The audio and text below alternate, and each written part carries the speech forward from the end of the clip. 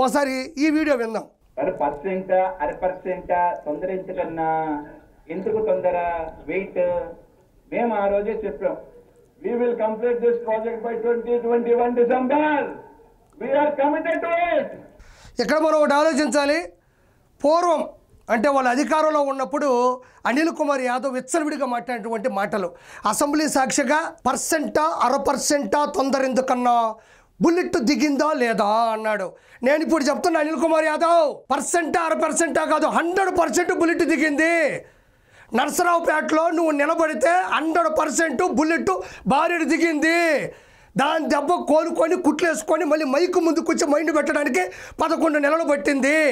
ఎక్కడ ప్రజలారా, అనిల్ కుమార్ యాదవ్ గురించి కొన్ని విషయాలు చెప్పాలి మీకు. ఎప్పుడైనా ఒక పెద్ద మీటింగ్ పెట్టారనుకోండి, ఒక 5,000 మంది, 10,000 మంది, 20,000 మంది, 30,000 మంది వచ్చారనుకోండి, వాళ్ళు ఎండలో ఉంటారు, వీళ్ళేమో ఒక టెంట్ వేసుకొని కూర్చో ఉంటారు, వెనక 10 మంది నాయకులు వాళ్ళ వర్గం ఉంటారు. వాళ్ళందరూ ఏదైనా ప్రజా సంక్షేమ పథకాల గురించో, ప్రజల మంచి గురించో, లేకపోతే లెక్కల గురించో, అపోజిషన్ పార్టీలో ఉండి చేసే తప్పుల గురించో మాట్లాడతారు. మనోడది కాదు, ఎక్కడికి వెళ్ళినా సరే తొడగొట్టడం, మేసం మెలేయడం, రోషం అనడం, పౌరుషం అనడం, ఆంబోతలాగా రంకెలేయడం తప్ప ఏ రోజు కూడా ఏ మీటింగ్లో కూడా సబ్జెక్టు మాట్లాడడం. వాళ్ళేమో నోరు తీసుకొని వింటూ ఉంటారు.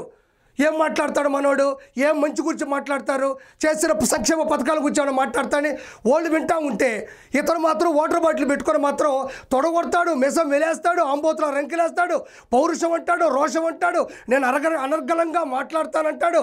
అదేవిధంగా నాది ముక్కు సూటితనం అంటాడు. ప్రజలకి ఏం కావాలి, ప్రజలకి ఏం చెప్పాలి, ప్రజలకి ఏమి లేదో తెలుసుకోవాలి తప్ప. చూడండి ఇప్పుడు ఏమన్నాడు, అసెంబ్లీ వేదికగా ఎంత వ్యంగ్యంగా పోలవరం ప్రాజెక్టు గురించి మాట్లాడితే దానికి వ్యంగ్యంగా ఎలా మాట్లాడినాడు. అదేవిధంగా చంద్రబాబు నాయుడు గారు లాంటి ఒక గొప్ప లెజెండరీ పొలిటీషియన్ పట్టుకుని అసెంబ్లీ వేదికగా ఆయన మాట్లాడేటువంటి మాటలు, అదేవిధంగా ఎప్పుడు వచ్చామన్నది కాదు అని పోకిరి సినిమాలో బుల్లెట్ దిగిందా లేదా అని హాస్యాస్పదంగా వ్యాఖ్యలు చేయడం జరిగింది. అంటే ఇలా మాట్లాడడం వల్లే 11 సీట్లు వచ్చాయి. నువ్వు 11 నెలలకే ప్రెస్ మీట్ పెట్టావు. మన బతుకు ఎప్పుడు 11. నేను ఇంకో విషయం కూడా చెప్తున్నా, అనిల్ కుమార్ యాదవ్ గుర్తుపెట్టుకో, మాకెందుకు మధ్యలో ఎగిరిపోయింది 5 అంటున్నారు. 5 అడిగి కోపం వచ్చి వెళ్ళిపోయింది. కానీ మీకు దండం పెట్టి చెప్తున్నా, మళ్ళీ 5 తిరిగి వస్తుంది. కాకపోతే ఆ పక్క ఈ పక్క ఉండే 2 బకెట్లు అలిగి వెళ్ళిపోతున్నాయి. 5 మళ్ళీ తిరిగి వస్తుంది, మీరేం టెన్షన్ పడద్దు. ఆ పక్క ఒకటి ఈ పక్క ఒకటి ఉంది కదా, ఇవి 2 అలిగి వెళ్ళిపోతాయి. ఒక డిజిట్ మిగులుతుంది, అదే 5 అని నీకు మనస్ఫూర్తిగా తెలియజేసుకుంటున్నా. ఇది విందాం ఒకసారి. ఒక మైలు మీద ఉదాహరణకి 100 మంది బతికితే ఆ 100 మైళ్ళ మీద 10,000 కుటుంబాలు రోడ్లు పడ్డాయి. ఇక్కడ అనిల్ కుమార్ యాదవ్ ఏమంటున్నాడంటే, మొత్తం మీద ఆంధ్రప్రదేశ్లో ఒక 200 మైళ్ళు ఉన్నాయి, కార్జులు ఉన్నాయి. మీరు 10-20 ఓపెన్ చేస్తే పేద ప్రజలు దాన్ని నమ్ముకున్న వాళ్ళు రోడ్డు మీద పడిపోతారు. మిగతా ఎందుకు ఓపెన్ చేయట్లేదు అంటున్నాడు. నేనేమంటున్నానంటే, అసలు ఆ మైళ్ళు ఉన్నాయంటావా? మీ హయాంలో కొండలు, గొట్టలు, రాళ్ళు, రప్పలు, నైట్కే బుల్డోజర్లు, జేసీబీలు, ట్రాక్టర్లు పెట్టి ఎత్తేసినటువంటి చరిత్ర వైఎస్ఆర్సీపీ ప్రభుత్వాలు అప్పట్లో. ఇప్పుడు ఎవరు 200 అంటున్నావు? నాకు తెలిసి అసలు ఉంటాయంటావా? అవి ఉన్నాయా, లేకపోతే ఎవరు అమ్మేసుకున్నారు, ఎవరి లెక్కలు ఏంటి అని తెలియజెప్పాలన్నా, తేల్చాలన్నా, లెక్కలు నిగ్గు తేల్చాలన్నా కూడా ప్రభుత్వానికి టైం కావాలి కదా. మీ హయాంలో ప్రతి విషయంలో కూడా అవినీతి, అక్రమం, దందాలు, దౌర్జన్యాలు జరిగినాయి. అన్ని విషయాల్లో కూడా అన్ని రకాల విషయాల్లో జరగాలి. నా లెక్క ప్రకారం నువ్వు చెప్పిన క్వార్జీలు కానీ, నువ్వు చెప్పినటువంటి మైండ్స్ కానీ ఎక్కడా లేవు. అన్నీ తవ్వుకొని అమ్మేసుకొని పర్సంటేజీలు తీసుకొని అన్నకి 1,000 కోట్ల రూపాయలు మీరు ఇచ్చినారు. వాళ్ళని చూడనివ్వండి. ఉదాహరణ చెప్పాలంటే ఋషికొండ మీద ఏదో కడుతున్నారని చెప్పారు, చుట్టూ గ్రీన్ మ్యాట్లు పెట్టారు, గన్ మ్యాన్లు పెట్టారు, అటువైపుకి ఏ వ్యక్తిని రానికుండా చేశారు, డ్రోన్లు వస్తే కాల్ చేశారు. చివరికి చూస్తే ఏముందంటే 500 కోట్ల విలువ చేసే అన్నకి ఋషికొండ మీద ప్యాలెస్ కట్టుకున్నాడు. అంటే ఋషికొండ మీద హరిత రిసార్ట్ తీసేసి సామాన్య ప్రజల కోసం ఉండేటువంటి రూములకు బదులు మీరు కట్టింది అన్న కోసం ప్యాలెస్. అదేవిధంగా కార్జులు కూడా అంతే, మొత్తం నేలమట్టం చేశారు. మొత్తం ఏమీ లేకుండా చేసి 1,000 కోట్ల రూపాయలు, లక్షల కోట్ల రూపాయలు దందాలు చేసి, లూటీలు చేసి మొత్తం లేపేశారు. అక్కడ ఎన్ని ఉన్నాయి, ఏమైనా, ఎవరు ఎత్తుకుపోయారు, ఎవరు అందులో ప్రవేశపెట్టారనేది వాళ్ళు తెలుసుకోవడానికి టైం పడుతుంది. పేద ప్రజలకు అండగా ఉండే పార్టీ చంద్రబాబు నాయుడు గారి టీడీపీ పార్టీ. కూటమి ప్రభుత్వం అటువైపుకు అడుగులేస్తుంది. నువ్వు వచ్చి నీతులు చెప్పాల్సిన అవసరం లేదు. వాళ్ళకి తెలుసు పేద ప్రజలు ఎలా ఆదుకోవాలి కాబట్టే టిట్కో ఇల్లు ప్రవేశపెట్టారు. పేద ప్రజలకు అన్నం పెట్టాలి కాబట్టే అన్నా క్యాంటీన్లు ప్రవేశపెట్టారు. పేద ప్రజలు ఎలా ఆదుకోవాలి అన్నది ప్రతి ఒక్కరికి చంద్రబాబు గారి ప్రభుత్వంలో తెలుసు. నువ్వు ప్రత్యేకంగా వచ్చేసి కార్జులే కాదు, ప్రతి ఒక్క విషయంలో కూడా ప్రజల్ని ఆదుకోవాల్సిన బాధ్యత సిబిఎన్ గారి గవర్నమెంట్ తీసుకుంటుంది. ఒకసారి ఈ క్లిప్ కూడా చూద్దాం. నేను కళ తోకుంటా పోతే ఇవన్నీ ఎక్కడెక్కడ తోకుంటాం, అన్నీ కూడా తోకుంటాం, ఇబ్బంది ఏం లేదు. ఎవరెవరు ఉన్నారు, ఎవరెవరు చేసుకున్నారు, తవ్వుతా పోతే అన్ని కూడా బయటకు వస్తాయి, ఏ ఇబ్బంది. ఇక్కడ మీరు ఒకటి గమనించాలి ప్రజలారా, మనోడు ఏమంటున్నాడంటే నా విషయాలు తవ్వే కొద్దీ నన్నే ఇరికించాలనుకుంటే మాత్రం నేను చాలా పేర్లు బయటకు తీసుకొస్తాను అంటున్నాడు. దీనికి ఉదాహరణ ఏంటంటే విజయసాయి రెడ్డి కూడా చాలా నమ్మకంగా ఉన్నాడు. 16 నెలలు వీళ్ళతో పాటు జగన్మోహన్ రెడ్డితో చెప్పుకూడ తిన్నాడు, మంచిగున్నాడు.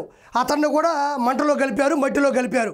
ఆయన బయటకు వచ్చి రీసెంట్గా TV9 కూడా మొత్తం అప్రూవల్గా మారిపోవాలని మొత్తం ఇచ్చేటప్పుడు కూడా జగన్మోహన్ రెడ్డి వార్నింగ్ ఇవ్వడం జరిగింది, చంపేస్తాను భయపెట్టడం కూడా జరిగింది. అంటే విజయసాయి రెడ్డి ఎలా అయితే బయటకు వచ్చి నిజాలు చెప్పేద్దాం అనుకున్నాడో సేమ్ అనిల్ కుమార్ యాదవ్ కూడా నన్ను కానీ ఇరికించాలనుకుంటే నేను జగన్మోహన్ రెడ్డిని కావచ్చు, సజ్జల రామకృష్ణారెడ్డిని కావచ్చు, మిథున్ రెడ్డిని కావచ్చు, ఎవరైతే నా చుట్టుపక్కల ఉండి నా దగ్గర ఈ దౌర్భాగ్యాన్ని చేపించి, దౌర్జన్యాన్ని చేపించి, ఈ మామూలు వసూలు చేపించి అవన్నీ ఆధారాలు నా దగ్గర ఉన్నాయి కాబట్టి నేను జగన్మోహన్ రెడ్డిని మిగతా మిత్ర బృందాన్ని కూడా నేను ఇరికిస్తానని చెప్పకనే ఇక్కడ చెబుతున్నాడు.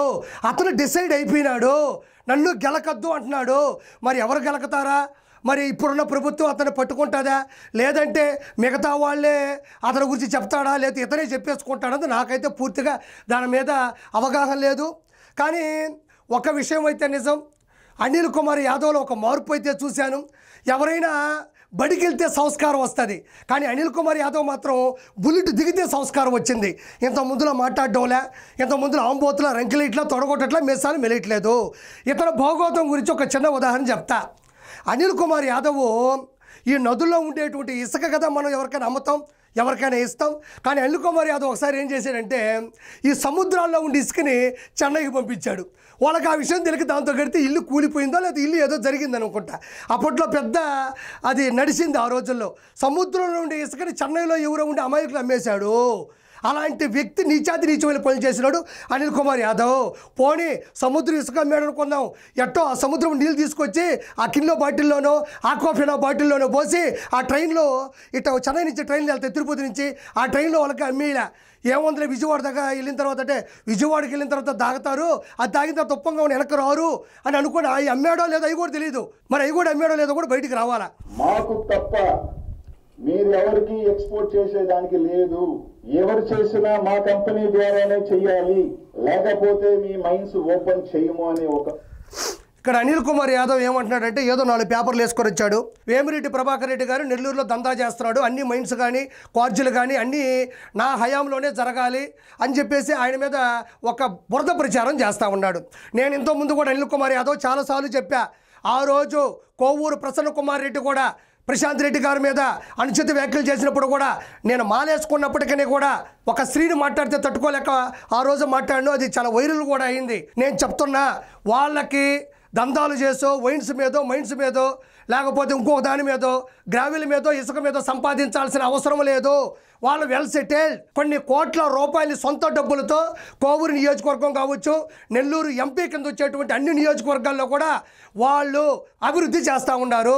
నేను ఇంతకుముందు కూడా చాలాసార్లు చెప్పా, వాళ్ళకి విపిఆర్ విద్య కార్పొరేట్ స్థాయిలో గవర్నమెంట్ స్కూల్లో చదువుకునే పిల్లకాయలకి వాళ్ళ దగ్గర ఎగ్జామ్ రాయించి అందులో పాస్ అయితే షూ కానించి బట్టల కానించి వ్యాన్ కానించి తిండి కానించి మొత్తం కూడా వాళ్ళే చూసుకుంటున్నారు. విపిఆర్ విద్య, విపిఆర్ వైద్య అన్ని రిపోర్ట్స్ స్కానింగ్స్తో పాటు ట్యాబ్లెట్స్తో పాటు ఫ్రీగా కార్పొరేట్ స్థాయిలో వాళ్ళకు ఒక వైద్యశాల ఉంది. విపిఆర్ అమృతధార పాత నెల్లూరు జిల్లాలో 156 విపిఆర్ అమృతధార కింద వాటర్ ప్లాంట్లు ఇచ్చారు. 24/7 వాటికి ఏ ఇబ్బంది ఉండే సిబ్బందితో వాళ్ళే నీట్గా క్లియర్ చేస్తారు. మంచినీళ్ళని అందిస్తున్నారు. విపిఆర్ వికాస్ కింద క్రికెట్ బ్యాట్లు కాస్తే హాకీ బ్యాట్లు కాదు ఏమని ఇస్తారు. అదేవిధంగా లక్ష దీపోత్సవం, ప్రీ క్రిస్మస్, రొట్టెల పండగ, అదేవిధంగా వెంకటేశ్వర కళ్యాణోత్సవం, ఈ విధంగా ఎన్నో వాళ్ళు నిగూఢంగా కొన్ని కోట్ల రూపాయలని పేద ప్రజలకి ఇస్తున్నారు. అవన్నీ వాళ్ళు బయటికి చెప్పుకోరు. వాళ్ళు కేవలం రాజకీయంలోకి వచ్చింది ప్రజలకు సేవ చేయడం తప్ప డబ్బులు సేవ్ చేసుకోవడానికి కాదు. నువ్వు విష ప్రచారం చేయబాకు.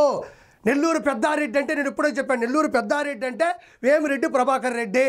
నువ్వు మళ్ళీ ఏదో 4 పేపర్లు వేసేసి 11 నెలల తర్వాత వచ్చేసి నువ్వేదో అద్భుతాన్ని కనిపెట్టేట్టు చెప్పాకు. నువ్వు ఎలాంటి అక్రమ